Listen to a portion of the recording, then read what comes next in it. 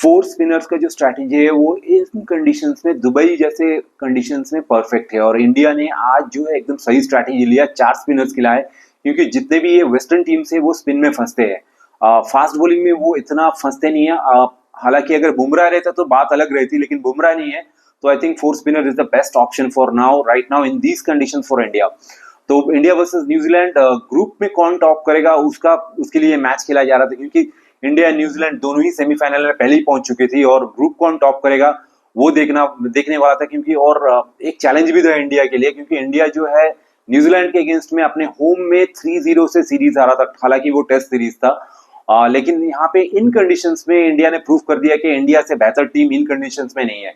आज ही मैं बता दे रहा हूँ आपको, 80% चांसेस कि इंडिया जो है चैंपियंस ट्रॉफी जीत रहा है, क्योंकि दुबई में सेमीफाइनल होने वाला है, और अगर इंडिया जीतती है तो फाइनल भी दुबई में खेला जाएगा। और इन कंडीशंस में इंडियन स्पिनर्स को खेलना बहुत डिफिकल्ट है। दुबई का हिस्ट्री यही रहा है कि जितना दिन जाते रहते हैं वो विकेट जो है और भी स्लोअर होता जाता है।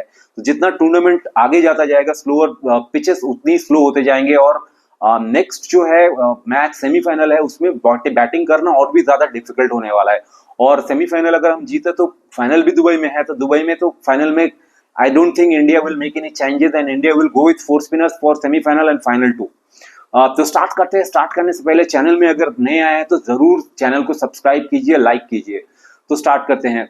तो इंडिया वर्सेस न्यूजीलैंड आज थर्ड एंड फाइनल मैच था, जो कौन ग्रुप टॉप करेगा। और इंडिया ने पहले बैटिंग, इंडिया ने टॉस हारा था, टॉस जीत के न्यूजीलैंड ने इंडिया को बैटिंग करने भेजा, क्योंकि न्यूजीलैंड के लगा कि कंडीशंस जो है फर्स्ट इनिंग्स में ज्यादा स्लोअर होगा और अंडर द लाइट्स बैटिंग करना थोड़ा इजी होगा। क्योंकि आपने इंडिया वर्सेस पाकिस्तान जो मैच हुआ था वो देखा था, और वहां पे जो है सेकेंड इनिंग्स में बैटिंग इंडिया ने ज्यादा अच्छा किया था, अंडर लाइट्स ज्यादा इजी होता है। लेकिन आज थोड़ा उल्टा था, क्योंकि पिच जो है, जैसे कि मैंने कहा, जितना दिन जाते जाएंगे दुबई के कंडीशंस उतने डिफिकल्ट होते जाएंगे बैटिंग के लिए, क्योंकि pitch will be slower and slower. अगर हम सेमीफाइनल खेल रहे हैं तो ऑस्ट्रेलिया के अगेंस्ट में दुबई में, तो वहां पे बैटिंग करना बहुत डिफिकल्ट है। और उसके बाद इंडिया 90% चांसेस है कि India will play the finals and India will win the finals, and final में बैटिंग करो वरना और भी डिफिकल्ट होगा। ये मेरा दावा है, क्योंकि दुबई का हिस्ट्री यही बताता है, जितने भी मैचेस हुए हैं, टूर्नामेंट जितना प्रोग्रेस करता है बैटिंग करना उतना ज्यादा डिफिकल्ट होता है। तो आज के मैच में अगर देखा जाए तो बैटिंग में मैं दो क्रूशल पॉइंट्स बताऊंगा कि हमने क्या अच्छा किया। 30 for 3 से रोहित शर्मा आउट हो गए थे, उसके बाद जो है शुभमन गिल आउट हो गए थे, और विराट कोहली भी आउट हो गए थे। 30 रन पे 3 विकेट था, और यहाँ पे क्रूशल था एक पार्टनरशिप, और वही पार्टनरशिप दिया श्रेयस अय्यर ने, जो कि आज हाईएस्ट स्कोरर थे 79 रन। और अक्षर पटेल ने उनका साथ दिया, और 42 रन कुछ बनाए हैं उन्होंने। तो 100 रन का एक पार्टनरशिप था वहां से, 30 for 3 से 130 for 3 हुआ था। और ये पार्टनरशिप बहुत इंपॉर्टेंट था, क्योंकि इंडिया को एक प्लेटफॉर्म चाहिए था, और ताकि हम पूरे 50 ओवर खेल सके। अगर यहाँ पे हम और विकेट गवा देते तो मेरे ख्याल से बहुत डिफिकल्ट होता है इंडिया के लिए रन्स बनाना और 250 रन्स बनाना। और वही हुआ कि एक अच्छा पार्टनरशिप दिया। उसके बाद केएल राहुल आए, एक छोटा कैमियो खेले, कुछ 22 रन बनाए उन्होंने। उसके बाद नेक्स्ट जो क्रूशियल पॉइंट था बैटिंग में, वो था हार्दिक पांड्या का। हार्दिक पांड्या ने जो 45 रन बनाए, मेरे ख्याल से डिफरेंस वही था आज, क्योंकि अगर हार्दिक पांड्या वहां पे आउट हो जाते, रविंद्र जडेजा आए थे, रविंद्र जडेजा भी आउट हो गए 17 रन बना के, लेकिन हार्दिक पांड्या टिके रहे। और हार्दिक पांड्या अगर आउट हो जाते तो हम शायद 250 नहीं बना पाते, और 250 नहीं बना पाते तो हम लोग अगर 200 रन का टारगेट देते तो शायद वो चेजेबल होता, अगर हम देखें तो। क्योंकि आज उन्होंने 205 रन कुछ बनाए हैं 45 ओवर्स में, ऑल आउट हो गए न्यूजीलैंड। तो 200 रन जो है थोड़ा शॉर्ट टारगेट होता है मेरे हिसाब से, and Hardik Pandya 45 run and that partnership between Shreyas Iyer and Akshar Patel was the match winning innings, I would say. और श्रेयस अय्यर ने भी कमाल के बैटिंग किया है, उन्होंने नंबर 4 पे वो अपना जगह सीमेंट कर चुके हैं, और लगातार जो है 50 का एवरेज रखते हैं श्रेयस अय्यर नंबर 4 पे। I think it's a very good sign for India going to the semifinals. तो 249 रन बनाए हमने फर्स्ट इनिंग्स बैटिंग करते हुए, और 9 विकेट्स जो है इंडिया ने लूज किया। बॉलिंग पे आ जाते हैं, तो बॉलिंग जो है दोनों टीम्स के अलग अलग जो है जो बॉलिंग लाइनअप्स है उन्होंने परफॉर्म किया है।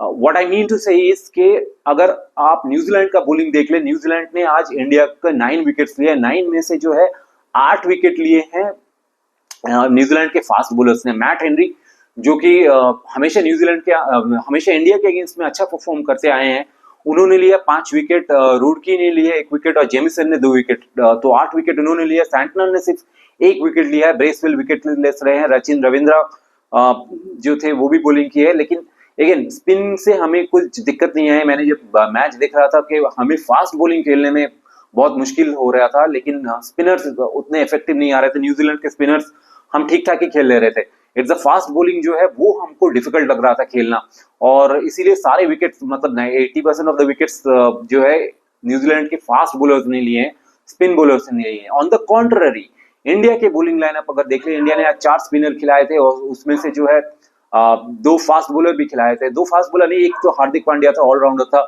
एक खाली स्पेशलिस्ट फास्ट बॉलर थे मोहम्मद शमी। हालांकि दोनों मीडियम पेसर्स ने सिर्फ 4-4 ओवर ही किए हैं, और इंडिया का जो है 10 में से 9 विकेट जो है इंडिया के स्पिनर्स ने लिए। Varun Chakravarthy again he has proved his selection again in ODIs also.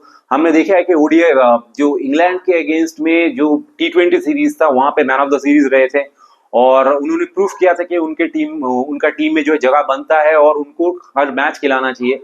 Similarly आज भी आके उन्होंने प्रूफ किया है कि हर मैच मेरे ख्याल से अभी से सेमीफाइनल में फाइनल में 100% Varun Chakravarthy is going to play, because इस मैच में तो उन्होंने दिखा दिया, प्रूफ कर दिया कि 5 विकेट लिए, सारे क्रूशियल विकेट्स जो है वरुण चक्रवर्ती ने लिए।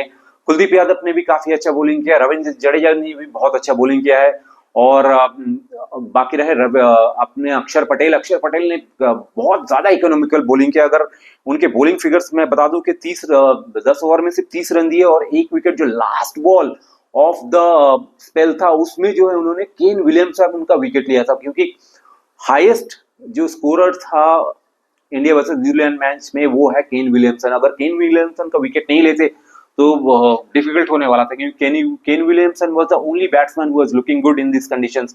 इसके अलावा बाकी कोई चले नहीं है, तो केन विलियमसन का जो विकेट था वो क्रूशियल विकेट था, और सारे स्पिनर्स ने परफॉर्म किए। और इंडिया का इस कंडीशंस में मेरे ख्याल से मुकाबला बहुत डिफिकल्ट है। कोई भी टीम आए, इंडिया के जो स्पिनर्स जिस तरह से बॉलिंग कर रहे हैं, जिस तरह से लाइन एंड लेंथ में बॉलिंग कर रहे हैं, जो फ्लिपर्स कर रहे हैं, स्पेशली वरुण चक्रवर्ती का अगर आज ने आपने बॉलिंग देखा होगा तो उन्होंने जो है फ्लिपर्स किए हैं, थोड़ा जो है रॉन्ग अन किए हैं, तो उनको खेलना, उनको स्वीप करना इतना इजी नहीं है। कुलदीप यादव ने भी अच्छा बॉलिंग किया, हालांकि थोड़ा सा एक्सपेंसिव रहे, लेकिन अक्षर Patel and Jadeja again was on the very economic spell किए हैं दोनों ने, और वही जो है मैच को टर्न अराउंड किए हैं, क्योंकि हम लगातार विकेट्स लेते रहे हैं, और 250 भी ऐसा लग रहा था कि 350 रन का टारगेट चेज करे न्यूजीलैंड, क्योंकि एक टाइम पे ऐसा हो गया था कि 30 ओवर में उनका सिर्फ 130 या 40 रन ही बने थे, और उसके बाद जो है 20 ओवर में उनको 110 रन बनाना था कुछ, तो रन रेट जो है चढ़ता जा रहा था।